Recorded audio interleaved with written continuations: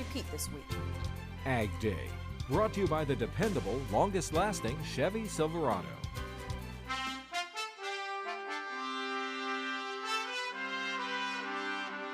Good morning, I'm Tyne Morgan in for Clinton Griffiths. As Thanksgiving turkeys give way to holiday hams, pork producers are facing tight margins. The latest Sterling Profit Tracker showing farrow to finished producers lost $34 per head this week, which is an improvement of $1 over last week.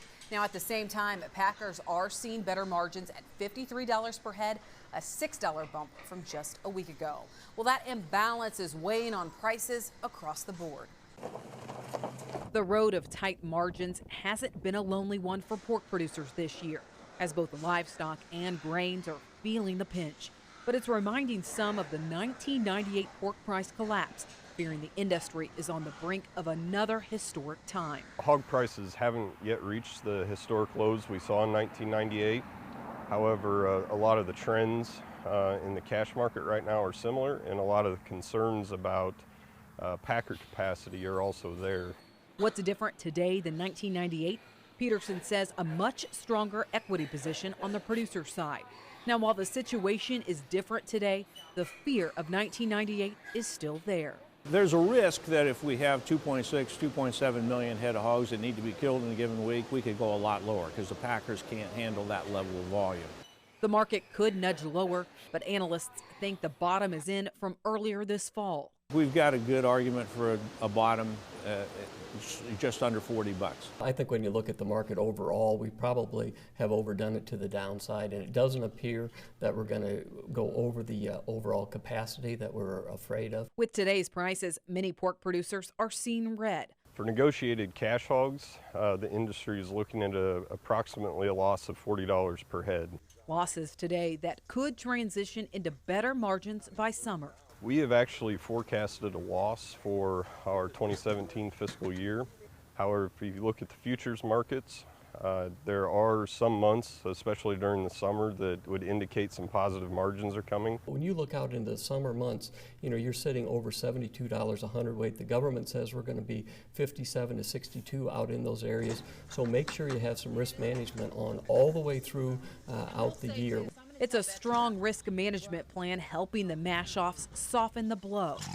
We have an active risk management program within our business that utilizes a lot of different tools to protect our downside risk, but also leave ourselves an opportunity to take advantage of higher prices if they do recover. We're using defensive puts and put spreads just to kind of keep a floor under prices, hoping to work it a little bit higher as we come out of the fall lows.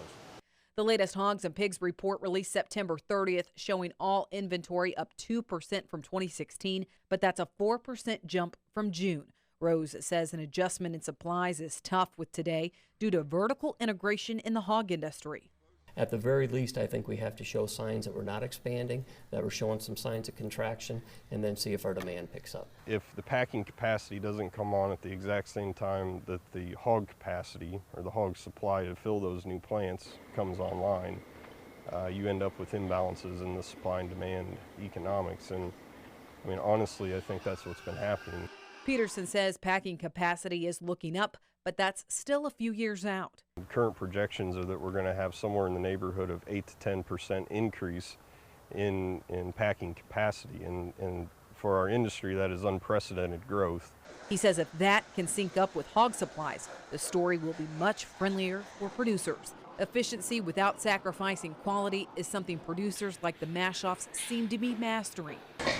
And now it's taking the bad in stride while preparing for the good that will help pork producers survive. Undoubtedly, we're going to see some difficult economic times over the next couple of years. However, we remain very optimistic.